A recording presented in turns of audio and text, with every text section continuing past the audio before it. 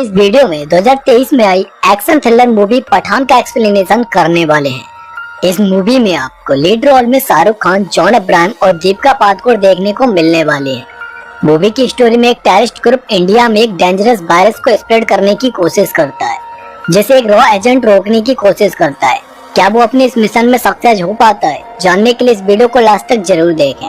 साथ ही चैनल को सब्सक्राइब करके वीडियो को लाइक भी कर दें। तो चलिए बिना किसी देरी के मूवी शुरू करते हैं। मूवी की स्टार्टिंग में 5 अगस्त 2019 लाहौर पाकिस्तान का सीन दिखाया जाता है, जहां पर जनरल कादिर को डॉक्टर से पता चलता है कि उन्हें ब्लड कैंसर है और उनके पास सिर्फ 3 साल ही बचे हैं। तभी न्यूज पर वो देखते हैं कि इंडिया ने आर्टिकल 370 को हटा दिया है। इसकी वजह से जनरल कादिर परेशान हो जाते हैं, क्योंकि इससे उन्हें अब कश्मीर को खोने का डर था और इसके लिए वो इंडिया से बदला लेने के बारे में सोचते हैं। और इसके लिए वो एक private terrorist group outfit x को हायर करते हैं, जिसका लीडर जिम नाम का एक बहुत ही डेंजरस पर्सन होता है। उसके बाद नेक्स्ट सीन 3 साल बाद का अफ्रीका में एक लोकेशन का दिखाया जाता है, जहां पर जिम का एक आदमी राफे एक मिसाइल की डिलीवरी के लिए आया हुआ होता है। तभी राफे को पता चलता है कि उन्होंने एक पर्सन को वहां पर पकड़ा हुआ है, और जब राफे वहां पर जाकर उस पर्सन को देखता है तो वो शॉक हो जाता है, क्योंकि वो पठान होता है, जो कई सालों पहले मरा हुआ अनाउंस कर दिया गया था। पठान वहाँ पर राफे से रुबीना के बारे में पूछता है, पर राफे उसे रुबीना के बारे में कुछ भी नहीं बताता है और उसे मारने की कोशिश करता है। पर पठान वहाँ पर राफे के सारे लोगों को मार देता है और राफे को वहाँ से लेकर निकल जाता है। दूसरी तरफ रॉ की ऑफिस में हम नंदिनी को देख पाते हैं, जिन्हें पता चलता है कि रुबीना को 15 मिनट पहले पेरिस के एक मेट्रो स्टेशन पर कैप्चर किया गया था, यानी रुबीना इस टाइम पर पेरिस में थी। इसलिए नंदिनी पठान का एड्रेस निकालकर उससे मिलने जाने लगती हैं, ताकि वो पठान को रुबीना के बारे में बता सके। और तभी अपने असिस्टेंट वरुण के पूछने पर वो पठान के बारे में उसे बताती हैं कि दरअसल 2 साल पहले पठान रॉ का ही एक एजेंट था और एक मिशन में वो बहुत बुरी तरह से इंजर्ड हो गया था। लोगों को लगा था कि पठान अब मर चुका है, पर एक दिन नंदिनी उससे मिलने गई थी, जहाँ पर पठान ने उन्हें बताया था कि वो कुछ एक्स सोल्जर्स को जोड़कर एक न्यू यूनिट बनाना चाहता है, जो हमारे देश की सेफ्टी के लिए बिना किसी बाउंडेशन के लड़ सकेगी। जिसके लिए पहले तो नंदिनी रेडी नहीं होती हैं, पर जब उन्हें लगता है कि मिशन उनके देश के लिए है तो वो इसके लिए एग्री हो जाती हैं। पर फिर भी अभी भी कर्नल लूथरा को इस टीम से प्रॉब्लम थी, पर जब पठान उन्हें कुछ टेररिस्ट एक्टिविटीज के बारे में बताता है तो उन्हें उसकी बातों पर यकीन हो जाता है, क्योंकि पठान को पता चला था कि एक private terrorist group outfit x उनके देश में कुछ बड़ा करने का प्लान सोच रहा है, जो कि वो अपना मिशन दुबई में करने वाले हैं, जहां पर एक कॉन्फ्रेंस में इंडिया के टॉप 2 साइंटिस्ट और प्रेसिडेंट भी जाने वाले हैं। और इसीलिए कर्नल लूथरा को लगता है कि ये ग्रुप जरूर प्रेसिडेंट को ही टारगेट करने के बारे में सोच रहा होगा। इसीलिए वो प्रेसिडेंट के रूट को चेंज करके हाई सिक्योरिटी के साथ उस कॉन्फ्रेंस में ले जाने लगते हैं और उन दोनों साइंटिस्ट को दूसरी कार में ले जाया जाता है, जिससे पठान को पता चलता है कि वो टेररिस्ट ग्रुप प्रेसिडेंट को नहीं बल्कि उन दोनों साइंटिस्ट को टारगेट करने वाले थे। इसलिए वो उनको बचाने के लिए निकल पड़ता है, पर तब तक वहाँ पर जिम आकर अटैक कर देता है और उन साइंटिस्ट को अपने साथ ले जाने लगता है। पर तभी वहाँ पर पठान आकर जिम को रोकने की कोशिश करता है और जिम पठान की कार को एक्सीडेंट करके उसके पास आता है और उसे बताता है कि वो भी उसकी तरह ही कभी अपनी भारत माँ के लिए लड़ा करता था, पर अब वो उसके अगेंस्ट है। वो वहाँ पर पठान की कार को ब्लास्ट कर देता है, पर पठान उस ब्लास्ट से बच जाता है और जिम के पीछे आकर उन साइंटिस्ट को बचाने की कोशिश करता है, जहाँ पर उन दोनों के बीच काफी देर तक फाइट होती है। पर फिर भी जिम उनमें से एक साइंटिस्ट को अपने साथ ले जाता है और पठान सिर्फ एक साइंटिस्ट को ही बचा पाता है। जब वो अपनी ऑफिस आता है तो कर्नल लूथरा उसे बताते हैं कि जिम पहले रॉ के लिए ही काम करता था, यानी वो भी एक इंडियन सोल्जर था और एक बार उसने कुछ सोमालियन पायरेट्स के मिशन को अवॉर्ड करके कुछ होस्टेजेस को बचाया था, जिसकी वजह से वो लोग उससे बदला लेना चाहते थे और उसी की वजह से उन्होंने जिम और उसकी वाइफ को पकड़ लिया था। उस टाइम पर जिम की वाइफ प्रेग्नेंट थी। उन्होंने जिम और उसकी वाइफ को छोड़ने के लिए रॉ से 100 मिलियन की रैंसम मांगी थी, पर रॉ ने उन्हें वो पैसा देने से मना कर दिया था, जिसकी वजह से जिम की वाइफ और बच्चे को उन लोगों ने मार दिया। पर जिम कैसे भी वहाँ से बच निकला था। रॉ को लगा था कि जिम मर चुका है, पर अब उन्हें पता चला था कि उसने अपनी वाइफ और बच्चे को खोने के बाद आउटफिट एक्स को शुरू किया था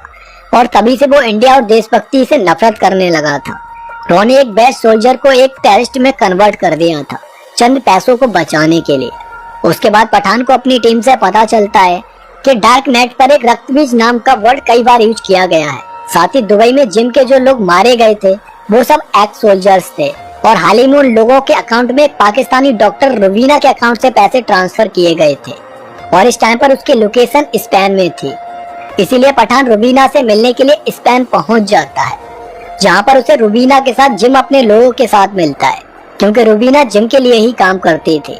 जिम वहां पर पठान को अपने साथ मिलाने की कोशिश करता है, पर पठान इसके लिए मना कर देता है और जिम वहां से जाने से पहले अपने लोगों से बोल देता है कि वो पठान को खत्म कर दे। मगर जैसे जिम के लोग पठान को मारने की कोशिश करते हैं, रुबीना उसे बचा लेती है और जिम के लोगों को मारने लगती है। यहाँ पर रुबीना पठान को बताती है कि वो भी उसकी तरह ही पिछले 1 साल से अंडरकवर ऑफिसर बनकर जिम के साथ थी, क्योंकि वो एक ISI एजेंट है। उस शूटआउट में रुबीना थोड़ी इंजर्ड हो जाती है, इसीलिए पठान उसे वहाँ से बचाकर अपने साथ ले आता है, जहाँ पर रुबीना पठान को बताती है कि उसके फादर को टॉर्चर करके मार दिया गया था और तब वो अपनी मदर के साथ पाकिस्तान आ गई थी, जहाँ पर उसने पहले मेडिकल कॉलेज ज्वाइन किया और उसके बाद ISI ज्वाइन की। और उसके बाद रुबीना पठान को बताती है कि वो अब दोनों मिलकर काम कर सकते हैं और उन्हें रक्त बीज की तलाश है, जिसके पीछे जिम भी पड़ा हुआ है। वो 7 दिन बाद रक्त बीज की डिलीवरी लेने वाला है और इस टाइम पर रक्त बीज रसिया में है। यह बहुत ही डेंजरस बायोलॉजिकल वेपन है, इसीलिए पठान इस बारे में नंदिनी को बताता है और नंदिनी इसके लिए उससे मना करती है, क्योंकि रसिया इंडिया का बेस्ट फ्रेंड कंट्री था और अगर वहाँ पर कुछ भी पठान की वजह से गलत होता तो वो उसे बचा नहीं पाते। पर पठान उन्हें समझाता है कि अगर उससे पहले जिम रक्त बीज तक पहुंच गया तो वो इंडिया में तबाही का मंजर ला सकता है, इसीलिए उसे रसिया जाकर उस रक्त बीज को हासिल करना ही होगा। और इसीलिए पठान और रूबी का रसिया पहुंच जाते हैं, जहां पर पठान की जानकारी से पता चलता है कि रक्त बीज इस टाइम पर एक बॉस्को टावर के अंदर ही बहुत ही सुरक्षित वॉल्ट के अंदर रखा हुआ है। उस वॉल्ट को नहीं तोड़ा जा सकता है और न ही जलाया जा सकता है, बस उसे सिर्फ खोला जा सकता है और उस वॉल्ट को खोलने के लिए लॉक एंड की दोनों इस वॉल्ट के पास लानी पड़ती हैं, जिसके बाद ही वो खुलता है। साथ ही उस वॉल्ट का लॉक मिस्टर ग्रिगोर के पास उस टावर से 12 किलोमीटर दूर उनकी ऑफिस में एक लॉकर में रखा हुआ है, जिसका लॉक उनके फिंगरप्रिंट से ही खुलता है। और दूसरी तरफ उस लॉक की 16 किलोमीटर दूर करम आंटी के पास है और ये दोनों ही अपोजिट डायरेक्शन में है, इसीलिए सबसे पहले उन दोनों को उस लॉक एंड की को चुराना होगा, जिसके लिए रुबीना हॉट ड्रेस पहनकर अंकल ग्रिगोर के पास जाती है और अपने थाई पर उनके फिंगरप्रिंट ले लेती है और साथ ही पठान आंटी करण के पास जाकर उनके फिंगरप्रिंट को ले आता है। अब नेक्स्ट डे उन दोनों को उस लॉक एंड की को चुराना था, पर रात को पठान रुबीना को अपनी स्टोरी बताता है, जहाँ पर उसे बचपन में कोई एक सिनेमा हॉल में छोड़ गया था, इसीलिए उसे अपने पेरेंट्स के बारे में कुछ भी जानकारी नहीं थी और इसीलिए जब वो बड़ा हुआ तो उसने इंडियन आर्मी ज्वाइन कर ली थी। पर एक मिशन पर उसने एक अफगानी विलेज को एक मिसाइल अटैक से बचाया था और तब उस विलेज के लोगों ने उसे अपना बेटा बना लिया था और उसे एक नया नाम दिया था पठान। अब ये सुनकर रुबिका थोड़ी इमोशनल हो जाती है और पठान के पास आकर उसे किस करने की कोशिश करती है, पर वो किस कर नहीं पाती है। शायद रणवीर सिंह ने उसे किस सीन देने से मना कर दिया होगा। अब नेक्स्ट डे वो लोग लॉक एंड की को चुरा लेते हैं और उस वॉल्ट के पास पहुंच जाते हैं, जहाँ पर वो जल्दी उस वॉल्ट को ओपन करते हैं और अंदर जाकर पठान को नीचे अंडरग्राउंड में रक्त बीज मिल जाता है। पर रक्त बीज को रुबीना अपने पास फेंकवा लेती है और रक्त बीज मिलने के बाद रुबीना पठान को वहीं अंडरग्राउंड में छोड़कर चली जाती है, क्योंकि ये सारा प्लान जिम ने ही सेटअप किया था। बिना पठान के वो लोग उस रक्त बीज तक पहुंच नहीं सकते थे, इसलिए रुबीना ने उस रक्त बीज को पाने के लिए सिर्फ पठान को यूज ही किया था।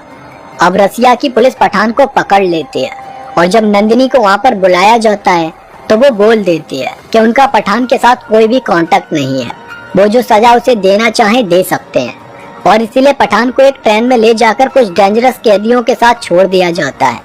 जहाँ पर वो उसे मारने की कोशिश करते हैं। पर तभी वहाँ पर पठान को बचाने के लिए टाइगर आ जाता है, यानी कि सलमान खान, और वहाँ पर उन दोनों की फाइट उन कैदियों से काफी देर तक चलती है और इस तरह टाइगर की हेल्प से पठान बच जाता है। अब नेक्स्ट सीन प्रेजेंट का दिखाया जाता है, जहाँ पर नंदिनी पठान के पास आती हैं और उसे रुबीना की लोकेशन के बारे में बताते हैं और इसीलिए पठान पेरिस में रुबीना के पास पहुंच जाता है, जहाँ पर रुबीना पठान को बताती है कि वो रक्त बीज एक स्मॉल पॉक्स वायरस का सैंपल है और जिम ने उसे चुराकर साइंटिस्ट डॉक्टर साहनी के साथ मिलकर उसका एक दूसरा म्यूटेंट रेडी किया है, जो पहले वाले वायरस से बहुत ज्यादा डेंजरस है और उसकी वैक्सीन किसी भी देश के पास नहीं है। दरअसल रुबीना से पठान को पता चलता है कि जिम को ये काम पाकिस्तानी जनरल कादर ने दिया था और अब वो उस वायरस को किसी भी देश में फैलाकर वहाँ के लोगों को उस वायरस से इन्फेक्टेड करना चाहते थे। साथ ही रुबीना पठान को यकीन दिलाती है कि वो अब जिम के साथ नहीं है, क्योंकि वो नहीं चाहती है कि उस वायरस की वजह से किसी भी मासूम की जान जाए, इसीलिए वो उसका साथ देना चाहती है। अब नेक्स्ट सीन में हम देखते हैं कि जिम के कहने पर उस न्यू वायरस को रेडी करके ऑर्ब में डाल दिया जाता है, पर तभी वहाँ पर पठान अपने लोगों के साथ आ जाता है और उस ऑर्ब को डिस्ट्रॉय करने की कोशिश करता है, पर जिम डॉक्टर सानी को मारकर उस ऑर्ब को अपने साथ लेकर निकल जाता है। साथ ही जिम के सामने अब रुबीना की भी असलियत आ जाती है। काफी देर फाइट होने के बाद पठान रुबीना और उस ऑर्ब को लेकर अपनी ऑफिस आता है, जहाँ पर कर्नल लूथरा रुबीना को अपनी कैद में रखते हैं और अपने डॉक्टर से उस ऑर्ब के अंदर मौजूद वायरस से वैक्सीन बनाने को कहते हैं। थोड़े दिन बाद नंदिनी उस डॉक्टर की लैब में आती है, जहाँ पर उस ऑर्ब को खोलने पर उन्हें उसके अंदर सिर्फ वाटर मिलता है,